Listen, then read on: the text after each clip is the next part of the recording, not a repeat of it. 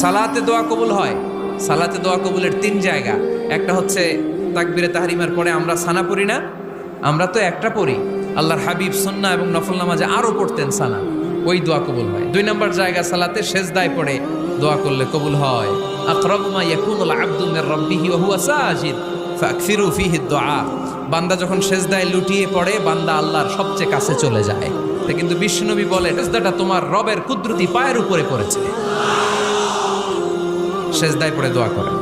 সালাম ফিরানোর আগে বিশ্বনবী দোয়া করতেন, লা ইউসাল্লিমান্না আহাদুকুম হাত্তা ইয়াতাআওয়াযা মিন আরবা'a।